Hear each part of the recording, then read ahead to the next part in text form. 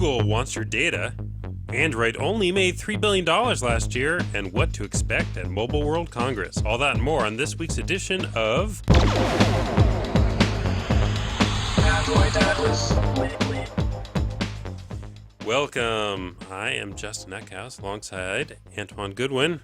Hey, how's it going? And special guest, Hey. J-Mar Kavibi. Hi, I'm J-Mar. How's it nice going? to meet you all. Thanks. You've been on here before. Your I've second been appearance on on the here. show, right? You've probably been on second. other shows too, right? Tap That App. Been on that. All Been right. on that show. You may know him from such shows as Tap That App, and I was on here once before, and Tap That App. And you do know do what a I'm bunch saying. of other stuff around also Tap That Out. the office. You clean the bathroom. I clean the bathrooms. I have my own broom. Don't touch it. It's by my cube. Awesome. All right. Well, we are going to jump into the show and talk about Google's new privacy policy, which is sort of hot off the presses. So forgive us if it seems like we don't know what we're talking about more than usual. But Google. There's going to be a lot of talk this week, I think, on CNET Live shows about Google's new privacy policy. We're going to focus on the Android part of it. The basic gist is that they have, I don't know what this said, like 70 different privacy policies for all their different services right now. And what they're trying to do is combine them into one simplified, human-readable privacy policy, which, when you present it like that, I think is a good thing. Because normally privacy policies, I think all of us just sort of breeze by because it's, long-winded and you couldn't understand it even if you tried. So they want to get rid of the legalese and make it short and simple. And what we want to cover here is a couple things. There was sort of a quick analysis done by IT World of how this affects Android, and there's sort of four major areas. The first is device information. Google says it's going to collect your hardware model, your operating system, unique device identifiers, mobile network information, including phone numbers and associated identifiers with your Google account. To me, that first part seems not too scary. Do you guys have any objections to that part? I'm surprised they're not already keeping it. Yeah. Well, I think they maybe are. This is just accounted for now in the universal policy instead of the Android-specific one. All right. So it's true that some of this may not be new. It just is maybe getting more press than it has before because it was so buried. And maybe now it's a little easier to read. Exactly. Now we Also, understand. We live in a post-carrier IQ world where everyone's kind of already got their ears perked at like privacy. My information's being tracked by who? Exactly. Yes. So the second part here is actually what I think will perked up my ears and probably will for you as well. Google may save in its server logs your phone number, the number you are calling, forwarding numbers, times and dates of calls, and SMS routing information. It's not entirely clear. So this to me is a little scary, but it's not entirely clear if this applies to any calls you make or only calls you make through, for example, Google Voice or Gmail and Google+. The latter makes sense. They're already doing this, obviously. If you go into Google Voice, it shows records of your log calls. And I know, Antoine, you use Google Voice for everything. So maybe, is this scary to you at all? It's not to me because I don't really You don't care about have privacy. anything to hide. I don't really care. I make like 8 phone calls a year. Nothing to hide, huh? We'll see about that. Do some digging. We're gonna do some digging. Can you post your call logs in a blog post, please, today? Yeah, sure. We'll see if that happens. But no, it's like it doesn't really scare me in particular, but I'm not particularly privacy averse. So it doesn't really, I'm not really usually scared about this sort of thing. But for some people it is. And I mean, it definitely is something that I think a lot of people should keep an eye on, or, if they have an opinion on, they should, make known. Because, I mean, yeah, like logging your phone calls is creepy, but I mean, let's be honest. I think your carriers do it already. Right. I think even going back to landline. I mean, if you're still on a landline carrier, I mean, somebody's keeping a record of the phone calls that you make.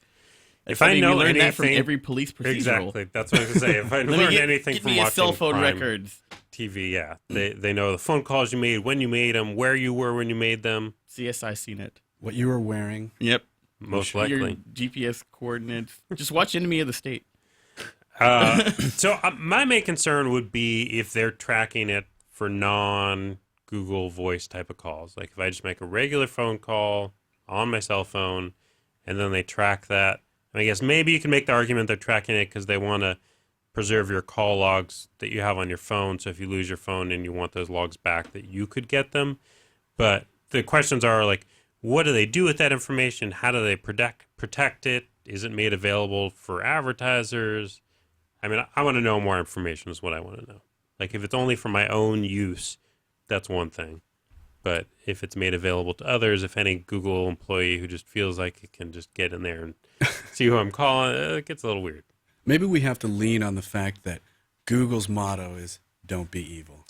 I think Google's been a little shaky in the whole not being No, evil no. Especially of late. Yeah, lately. with their Yeah. search result stuff. But Shut down. that's another show.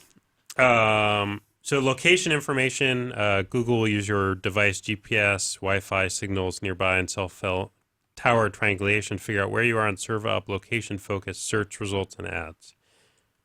I don't have a big problem with that. I mean, I like more relevant ads because they're actually interesting ads then. If they're saving this and using it for other purposes or doing the carrier IQ kind of like long history of where you have been, then I get a little scared. I know you check into Foursquare everywhere you go, so maybe you don't care about this. No? No, I turned that off. All right. I stopped checking Foursquare months ago. It's just too much. I mean, mostly it's because it's just too much to do. It's like I get somewhere and I've got to like Why don't you just have it auto check tweet you in? where I go and then check in, and it's just I just picked social network and stuck with it. Yeah. Foursquare was not the one, but it's not because of privacy issues. I mean, but You're just lazy. well, I mean, yeah. The reason I stopped checking into Foursquare is because I'm lazy. But I mean, I wasn't like afraid of people knowing where I was. I don't think anybody cares, to be honest. I care. Well, people care. The only person who cared was like the girl I was competing for mayorship of my favorite chicken wing spot. This is a girl you know, or It a was complete no, stranger? I don't know her. A complete stranger. We were like, we both go to the same buffalo wing place, and we wow. kept like getting the mayorhood back and forth. And then like I was frustrated because I never saw her there, and I'm just like, how are you getting the mayorship? And I'm here every day, and I never see you. Because she manages the place. That's how. No, she doesn't. She doesn't. Maybe like- she just lives above the place, and she just checks in from her apartment upstairs. I don't think so. She's gaming the system. But then like she Foursquare friended me, and I thought she was going to confront me about it, and then nothing ever came of it. I think she just wanted to see my picture. She never said like, let's meet up for chicken wings. Yeah. Hmm. That'd have been weird, I think. I think a little weird. What are we talking about? We're talking about privacy, and now we're moving on to Google Wallet privacy. So the one piece that is not covered in their one page, which is actually not one page if you look at it, privacy policy is Google Wallet.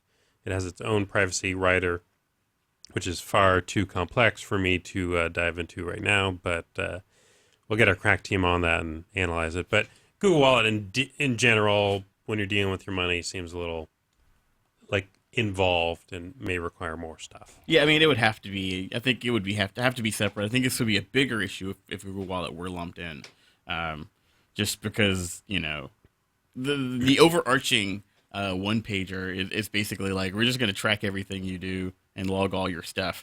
When you start talking about Google Wallet, if you start using overarching language like that, then somebody's going to jump to the conclusion of just like you're logging my bank accounts and the bank accounts of any company that I do business with, and so I think it's in their best interest and to keep it separate. And there's a lot of laws regarding financial information, how you track that. Yep. So I'm sure that is another reason for it. All right, so we're going to switch things up a little bit here. And remember everything we just said about Google privacy, because Jamar has a little Tap That App of the week for us. And we're going to ask you guys a question after we do a little intro to this video and you see what this is all about. So you want to introduce this, then we'll roll it? Sure. The app is called Thumb, and it lets you poll the public, or at least the public that uses this app, about pretty much anything you want. You got to attach a picture to your question, and then you can ask them a yes or no question. For instance, do you like my car, and then you post a picture of your car, and then the audience will then give you thumbs up or thumbs down votes. And Cool. yeah, Well, let's take a look at your video that explains it all, I'm sure. oh yeah, in depth.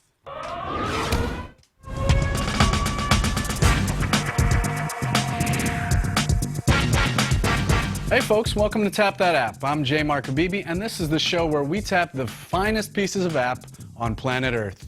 Today we're checking out Thumb, which basically lets you poll the public about anything you want. Use it correctly and it can be a nice little tool for some casual research. Here's how it works. There are two ways to use Thumb. You can ask for opinions or you can give your opinion. If you want to ask for opinions, first type in your question. The yes or no variety works best. Then attach a photo. You can use a photo from your gallery, take a new photo, or grab one from the web, all from within Thumb's interface. After that, select a category, to give your question some context. Then hit Get Opinions. It'll take a minute for people to start chiming in, so you can go ahead and vote on other people's questions while you wait. You can vote with a thumbs up, a thumbs down, or you can keep it neutral. If you like, you can also add comments, which users always appreciate. And to make it easy, each time you vote, the app will automatically move you on to the next question. At this point, my only issue with Thumb is that some of the users tend to ask questions that aren't exactly optimized for the platform, if you know what I'm saying. Take this one. Doesn't exactly lend itself to the thumbs up, thumbs down format, right? So just be sure to pose your questions correctly, and Thumb will be a really useful tool for everybody. Now to go back and see what the public thinks of my question. Looks like 67% of the Thumb population does not think the 49ers will go to the Super Bowl. And if you want, you can also see the results of your previous questions. As you can see here, 71% of Thumb's users were totally wrong about the shirt I was wearing yesterday. And that's it, folks. Thumb is free and available on both the Android market and iTunes App Store. I highly suggest you download it and give my Red Lumberjack shirt some love. Otherwise, if you've got another app that you want me to tap, holler at me on the Twitter. Thanks for watching.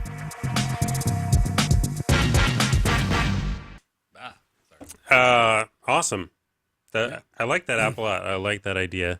It's a pretty good idea. I gotta say though, I'm still a little sore about the shirt. About It's the shirt. One of my favorite shirts. Has it changed at all? Is it still staying there? I haven't checked. All right, we'll get I back can to you check on that one. So we're going to do a live Thumb question here, right? Sure. Do you have this queued up? So I do. We are going to ask, what is the question? Do you agree or disagree with the Google privacy policy? With Google's new. Yeah. Okay. So how will people find this? Well, anyone who's using the app Mm-hmm. at this time, the question will be pushed out to them. And can they search for your account or something like that, or No, the questions are all anonymous. random? Okay. Yeah. All right. Well, get on Thumb right now, I'm on it. and we'll post this, and then by the end of the show, we will hopefully have some interesting results for you. But while that is happening, we're going to move on and talk more about Android. Yeah. So there's a lot of news from Google this week, actually. This story is about their earnings call and sort of how how much money Android made as a result of that, basically. And it's interesting in comparison to Apple. So a couple things first. Larry Page did the earnings call and described Android as a young product with lots of potential. It's funny the way he talks about it, just like that young buck. Does he really kid. sound like that, or is that just something you're doing? I have no idea what he sounds like. Just young whippersnapper.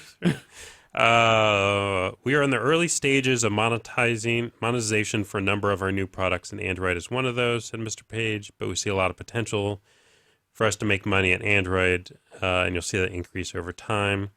One of the problems with sort of monetizing Android, so we look at the big footprint of Android. He said, for example, 250 million Android devices exist or have been activated.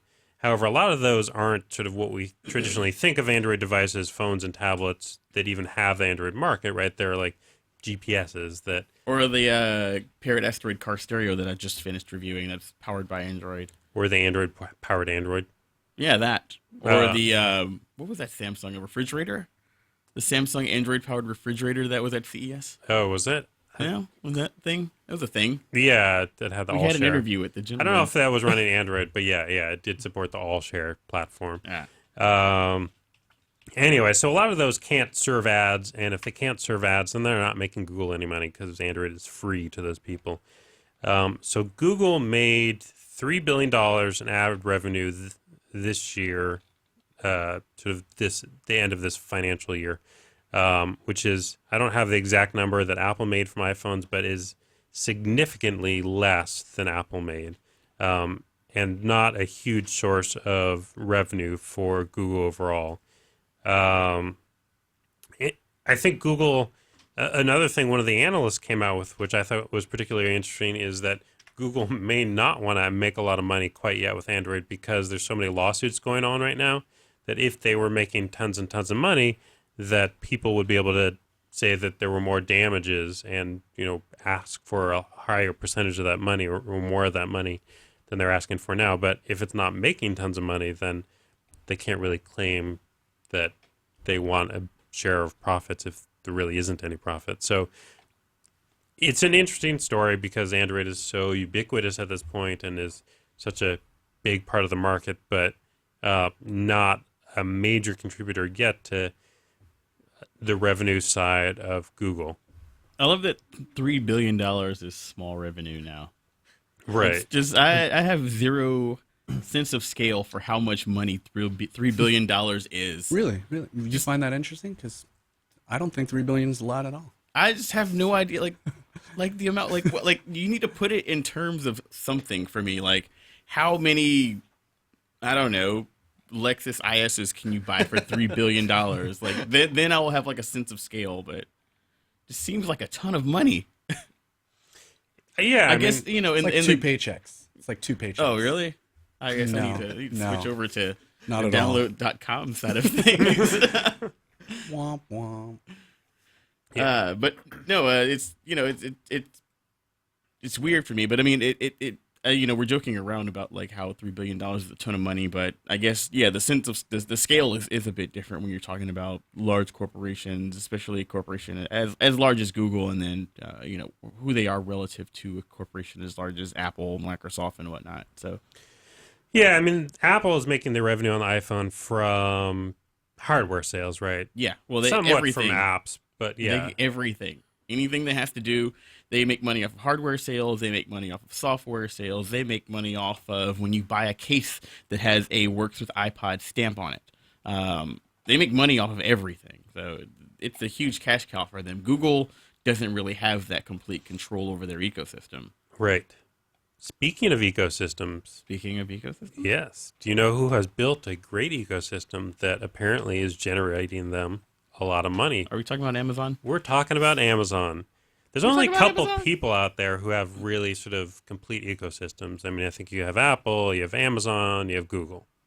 Microsoft isn't in there? I think they kind of have a patchwork of ecosystems right now. I mean, I mean, they're getting there. I mean, they really are. Windows like the way they're linking the Windows Phone to the Windows Desktop to Xbox 360. What if we say widely used ecosystems? I think you're giving. I think you're maybe underplaying Microsoft as a contender a bit. Maybe we shall see. Time will tell. But anyway, what we're talking about on Android Atlas, as opposed to Microsoft Atlas, is the Kindle Fire. So analysts are from RBC Capital estimating that beyond the actual sale of the hardware, which is $199, and has been estimated that that is actually below cost for it, so that Amazon's not making any money on that, that they will bring in more than $100, specifically $136 in additional revenue over the lifetime of each Kindle Fire. And this comes from digital book and app revenue. And I think potentially this number is plausible to me, but the way they do the math is a little weird. They say that, in their survey, 60% of people bought more than 3 books in the first 60 days of ownership. And it sounds like that they are basically saying that people are going to buy on average 5 ebooks per quarter at an average of $10 per book. I think what you do when you first get a device isn't necessarily consistent with the way you use a device throughout its lifetime.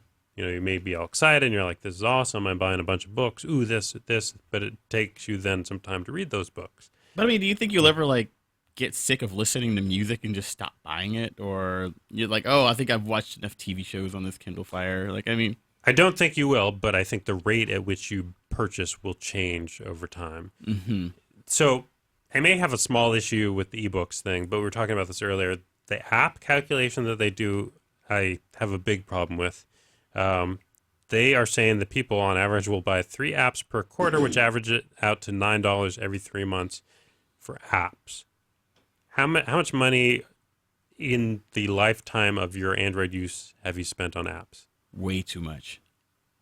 More? Well, no, way too much is probably not the right term. But let me just estimate how much I've spent this year. In the month of January, I've spent $5 or $6, maybe $7. All right. I buy a lot of apps.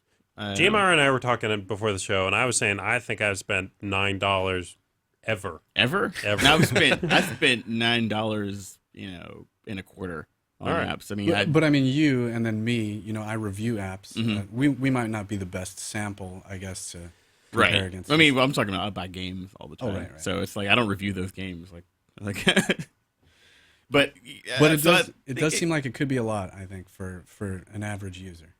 Right, and it seems like what they are thinking here, so based on this math, they are sort of considering that the lifetime of a user is 1 year. Mm-hmm. That was going to be my next question, because like $100 over the lifetime of the device seems a bit low. Right, so they're basically saying $136 per year. I think they're being conservative on the how long you're going to keep that device. Mm-hmm. So maybe you're going to upgrade that device to the Kindle Fire 2 next year. Kindle Blaze. The Blaze. Kindle Inferno, I think it's called. I wonder if they're also including like the Amazon Prime membership, because I know they got $80 out of me like that. So they might also be including that into this number.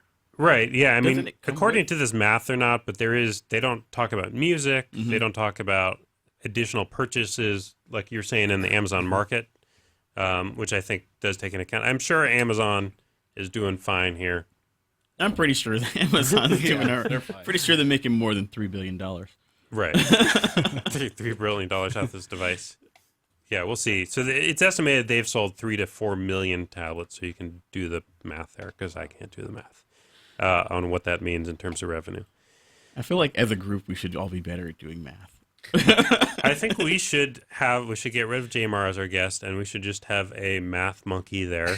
And anytime we have one of these questions, Let's not talk about getting rid of Jamar while he's here. I appreciate that. Antoine. I appreciate it. Justin, me and you are going to talk later. can you be a math monkey for the rest of the show? If Just load up calculator, and every time, boom. if I get a suit on company dime, then I will be a math. get a monkey. suit? I need a monkey suit. Oh, okay. Will you eat bananas too?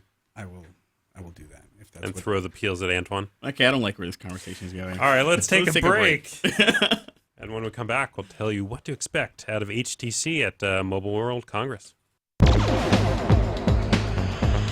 Android Atlas.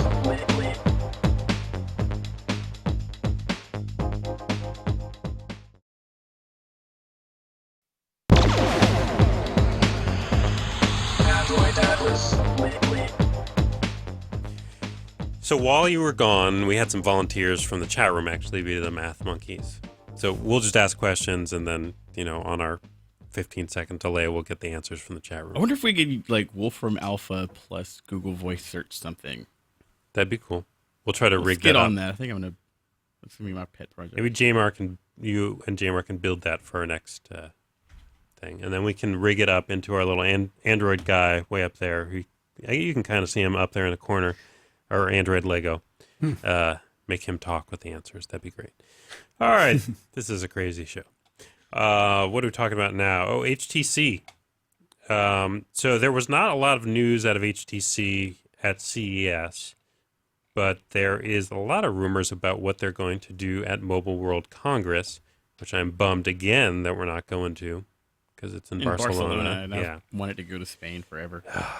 Mostly though because I just want to pretend like I'm Ernest Hemingway and drink a lot and go to a bullfight.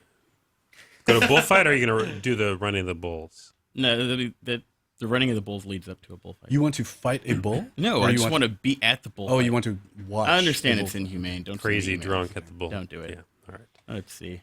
All right, let's get back to phones.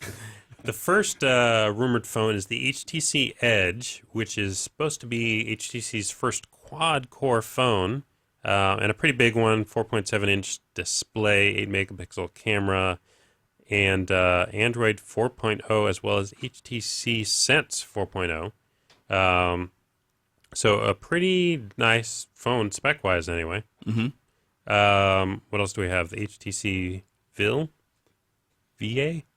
Really? Are those two L's or one?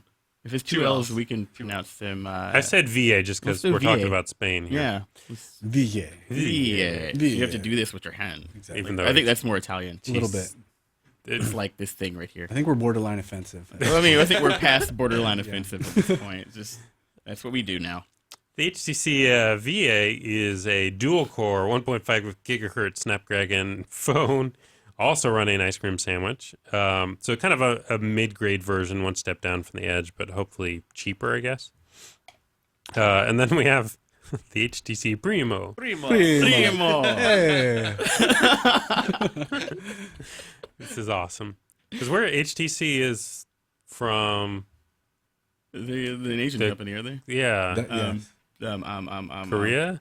I got nothing there. I think Korea. I think you're right. We're walking a fine line, guys. It's got a mix of stuff going on here. All right, so then the Primo is a 3.7-inch Super AMOLED display with Gorilla Glass and a 1 gigahertz processor, 5 megapixel camera. So this is, again, a mid to low-range device.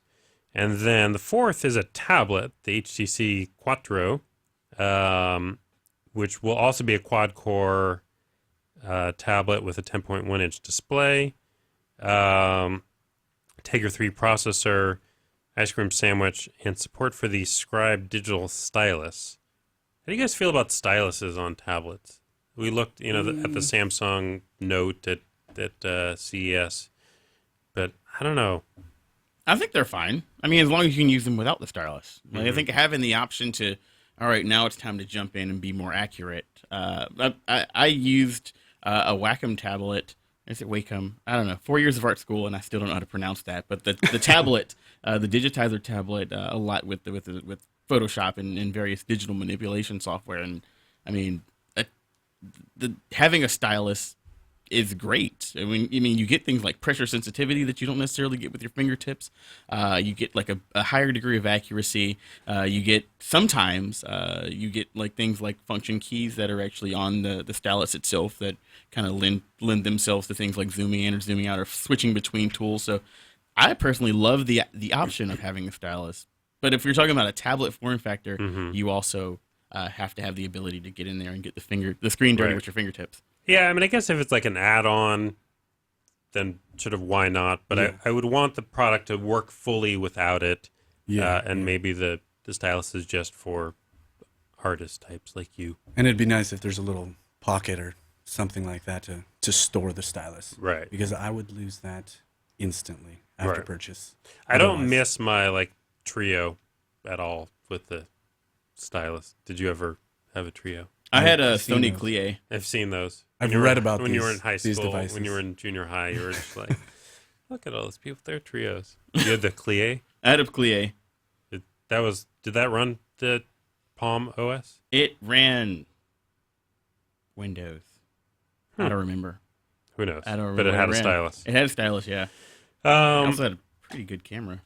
Getting remember. back to HTC's announcement, one other thing which is not hardware specifically, but we mentioned that these will run Ice Cream Sandwich. They'll also run the new 4.0 Sense UI, which hopefully HTC will outline the new features of that. And I've long been a fan of the Sense UI. Like generally, I don't like them messing with the UI, but the Sense has been the best of the ones that I've used.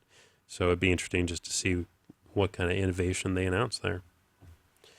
Quick note about HTC. They're actually a Taiwanese company. Taiwanese. Founded in 1997, and HTC stands for High Tech Computer Corporation. Never knew that. Guess who just earned the job, Math Monkey? And we apologize to everyone we have offended, which is many. And monkeys, we apologize to all monkeys. I don't apologize to monkeys. You Come and get should. me, monkeys. All right, let's offend some more people. 3D. What do you guys think about 3D? I am not a fan. It's no secret, though. I've said that before. Right. On phones or everywhere? What are we talking here? 3 dimensions in life? I love living in 3D. Do you want to go further and say, like, anyone who makes 3D devices is stupid, just so we can offend some more people? I mean, if we're And anyone who thinks it's good is just wrong? no, let's back up. Let's back up here and state that I do. I don't mind it in theaters if it's a movie that's filmed in 3D or an animated 3D feature, because usually they make the conversion better. But I've never had like what I would call like a great experience with a handheld device, and definitely not a great experience with any sort of like television. It just hasn't won me over yet. And it's just, the glasses list, stuff is cool if you are holding it in the right angle. In the home stuff, you have to wear glasses, and I mean, I'd be willing to wear glasses for like an hour and a half long movie, but I saw Hugo in 3D, and it was over 2 hours long, and after a while, I just wanted those glasses off of my face, and so I just can't see myself watching a football game in 3D, for example. Yeah, I mean, I agree. It's there's very few movies in theater where I thought it was worthwhile, and out of the theater, I've never seen a worthwhile implementation.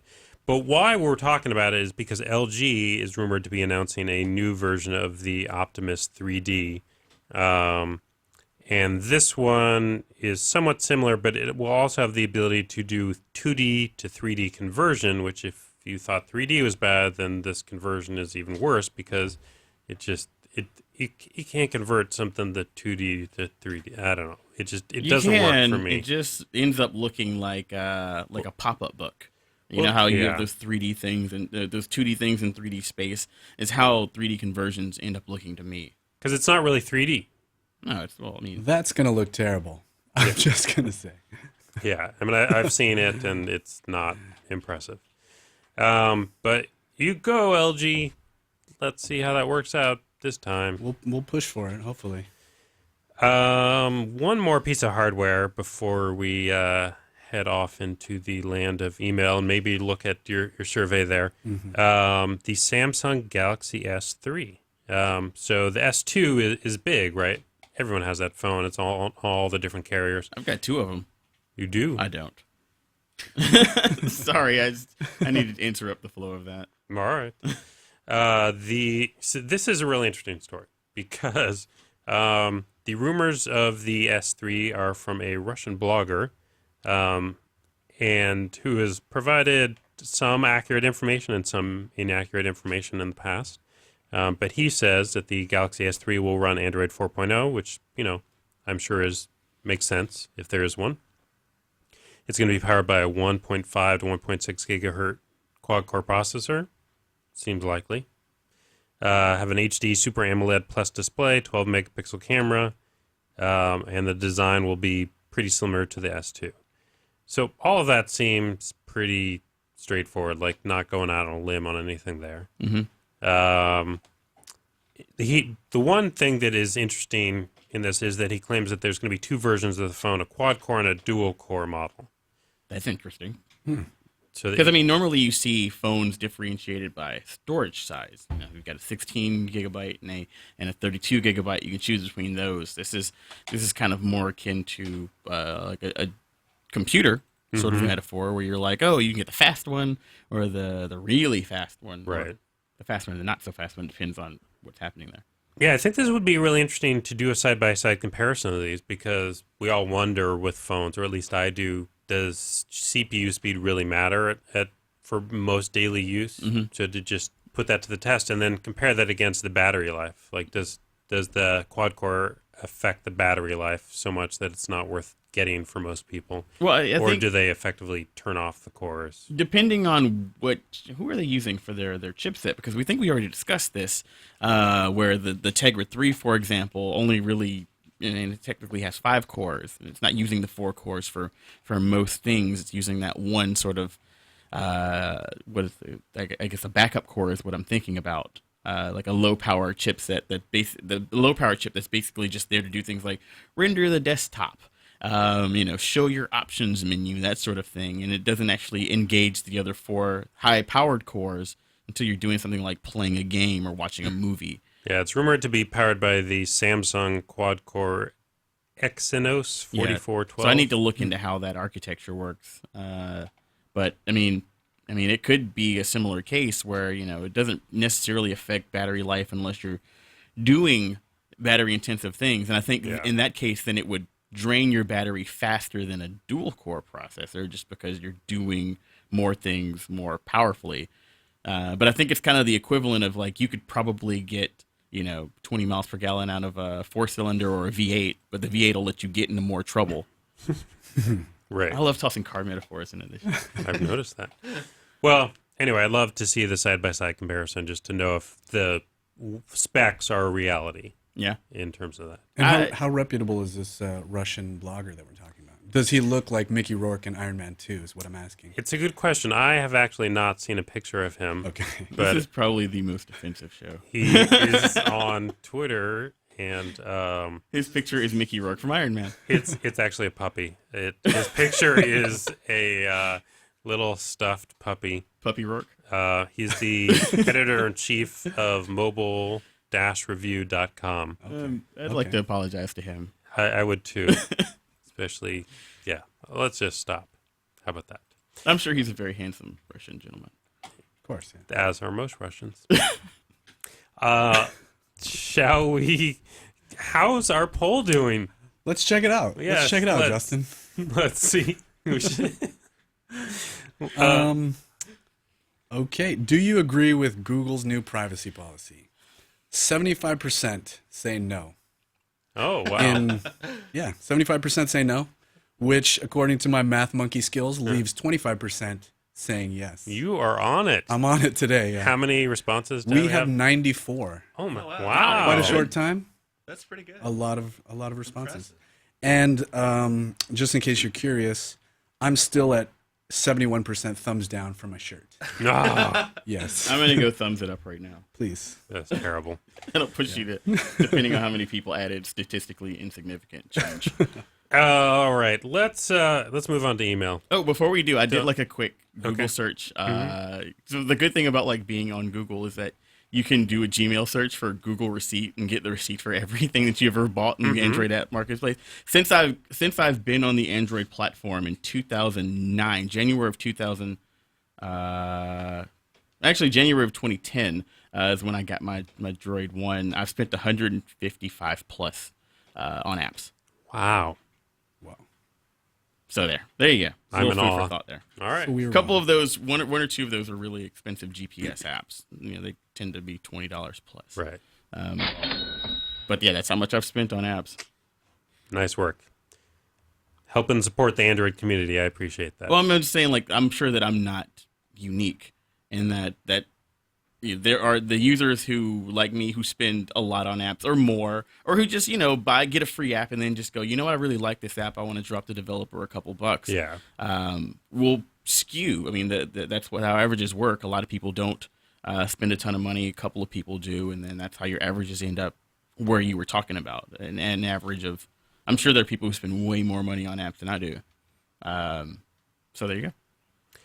Now let's do those emails. Fair. Let's do those emails. First is from Travis. He said, I would like to know if there's any apps, Bluetooth controls, for Bluetooth controls on Bluetooth headsets, preferably the Motorola ones. I've not found an app that lets you adjust the Bluetooth controls, and I think that's mostly because I think most people are the most Bluetooth headsets that support things like audio already have controls built into them. The AVRCP protocol has built-in things for skip forward, skip back, play, pause, and then also your answering and ending calls. So there's not really a need for Bluetooth headset controls unless you're trying to do something crazy. Crazy is not the right word, but if you're trying to do something more than that. But I've not seen that. The closest thing I've found to a Motorola specific Bluetooth headset app is their Moto Talk app, which will, if you have the right Motorola headset, it will read your text messages to you. All right. but it doesn't give you any extra. We'll go with not that we know of. Not that we know of. All right. You want to read the next one from Bob? Sure. It says, "Hi guys, I'm new to smartphones and to your show. I heard Antoine take a shot at the Casio Commando. I just purchased my first Android phone, and it is the Commando. Can you tell me why you're so dismissive of this device?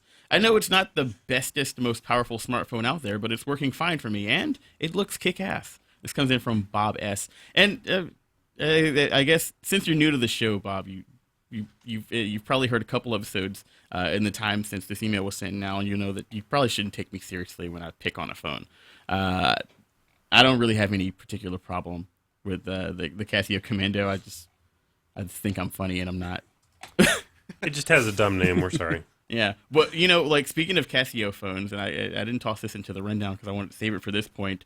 But I've seen sort of like floating around the internet this week something that I missed at CES, and that's Casio's G-Shock phone.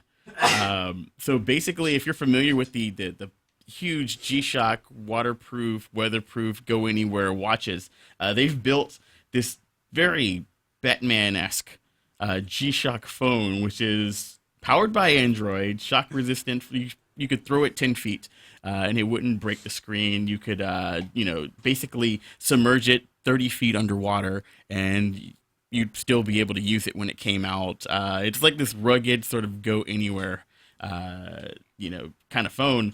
And at first I thought it was ugly, and I still think it's ugly, but the more I look at it, the more I kind of want it. It kind of looks like a Casio watch. Yeah, the G-Shock watch is I think what it's modeled after. And I just want to pull this out and sit it on the counter at a bar. Like an interesting thing You use happened this to phone me. to pick up girls. Well, no, an interesting thing happened to me at CES where I found myself at a dinner where everybody at the table had an iPhone 4 or 4S, and I was the only person with an Android phone. And I just think it would be, when everyone sits there like nice and like iPhones on the table, for me just to pull this beast out and just go like, boom. My phone can consume your phone. Phone's definitely different. This is the phone that they should have had in Mission Impossible instead of an iPhone. Did we have this discussion? We haven't. Okay, I had this discussion where But I I just saw couldn't that really pay yesterday. attention to Mission Impossible because of all the weird tech inaccuracies. iPhone, MacBook Everyone Air. had iPhones. I'm willing to believe Tom Cruise can get hit by a car and get up and keep running. I'm not willing to believe that iPhone in his pocket would survive a 2-foot drop. Just would not believe it. And so, But like, if he had this phone, this is the phone he should 10, have had. 10 feet. 10-foot drop. Shock I mean, resistant yeah. to 10 feet. ugh. And then there was also a weird scene where, and this is not a spoiler, but they're talking about something in the background. They have these large pictures on these flat screen TVs, and they need to put some data in the bottom so it looks spy-like. And instead of putting like GPS data or time the picture was shot, there's EXIF data, shutter speed, and exposure information. And I'm just like, why would a spy need that? I did see that. The only reason that's there, sRGB. yeah, is because the people in the art department didn't know what to put there, and so they put what was interesting to them. And it just took me completely out of the scene. I was just like, why is that even there? I don't know. I don't know, whatever. Tom Cruise runs a lot. Spoiler alert. All right, we're going to fly through these emails. We got an email from Andy from Amsterdam, says he loves the show. I think we talked about the user interface guidelines last week, and basically he's saying that he kind of agrees with where I was going, that Google should give some kind of preferential treatment in the market to people who follow the guidelines versus people who don't. Antoine had a different opinion. Well, I feel like they already kind of do that. They already highlight Just by apps how they with promote them. They're promoted. There's an editor's choice tab in the online Android market. And then we also, you can also come to cnet.com/download and look at our best apps. They're usually pretty well designed also. Little Yes. plug there for Jamar. Indeed. Nice how you set that up. All right, got an email from Max. Has an Evo 3D, and he's never had any battery problems unless it's roaming or a bad app kicks in. All-day power, even with games playing. I know you guys like to rip in the phone because you're 3D haters. Yes, we are. But even without 3D, it's a sweet and fast phone. This is in reference to sort of our discussion about this last week. Someone had wrote in. They basically were asking what's a good phone on Sprint, or should they jump ship to Verizon? And we didn't bring up the Evo 3D. I guess we did, because then he followed up and wrote an email saying that Evo is 4G. How come you guys need to learn more about the Evo 3D? Blah, blah, blah. You're dumb. Yeah, we are dumb. So I don't like. yeah, I don't think we necessarily made that exact mistake, but I'm not going to argue that I'm not dumb either. It seems like that's a losing argument. Got an email from Ander who says basically he has an Xperia Play and wants to root it, and has heard about the software called Gingerbreak and wants to know, because he has heard that Gingerbreak will root it without voiding his warranty. Is that true, Antoine? No. Well, the thing about rooting is that it is inherently a warranty voiding process if you get caught. So, I mean, if you root your phone and then you try to turn it in for a warranty issue that's software related, if you brick it, for example, during the rooting process, and I mean, anything can happen even if you are just using automated software, it can be used as grounds to void your warranty. So there is always an air of danger around the rooting process. I mean, it's relatively low that anything will ever happen to you. But I mean, if you're the kind of person that's scared that your carrier is going to, shut you down for tethering, then you're also probably the kind of person who's a little afraid of running into issues surrounding rooting. But I mean, if you learn how to unroot, if you ever have any issue and you can unroot before you turn your phone in, like if you, drop it and crack the screen and you just unroot it before you turn it in, you should be okay. And if it's not a software issue that your warranty claim is around, they may not even bother with it.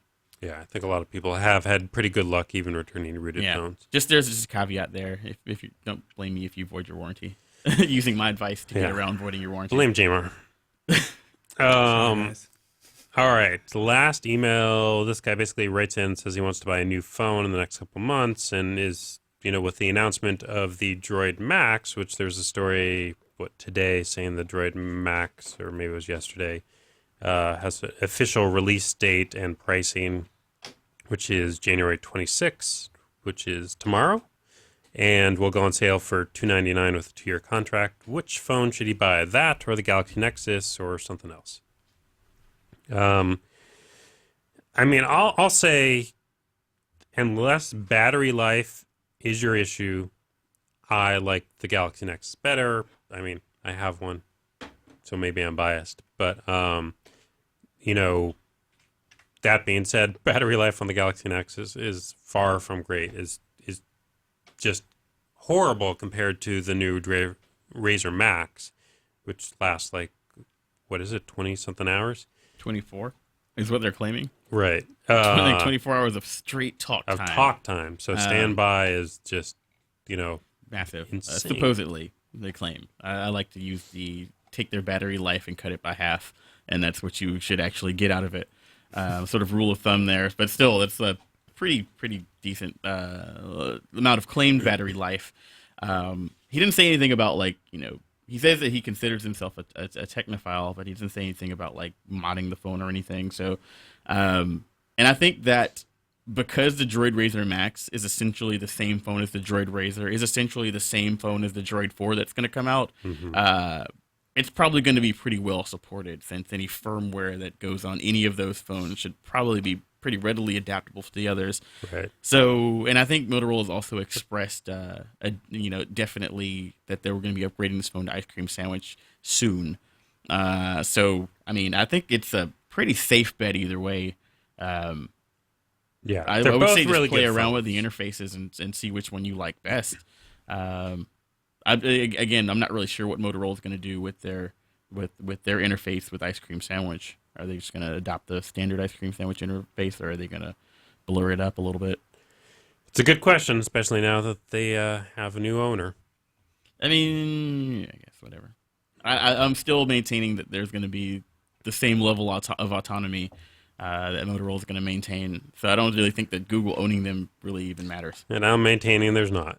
Well, I mean, if you look at Google products, they don't maintain control over their own products. So it's just you've got, But now they got a new universal Chrome privacy doing something policy. different from Android, which I mean, just now started working together with the Google TV team. Mm-hmm. So it's just, I mean, if they can't even do that with their software, why would they be in there pushing buttons and telling Motorola what to do?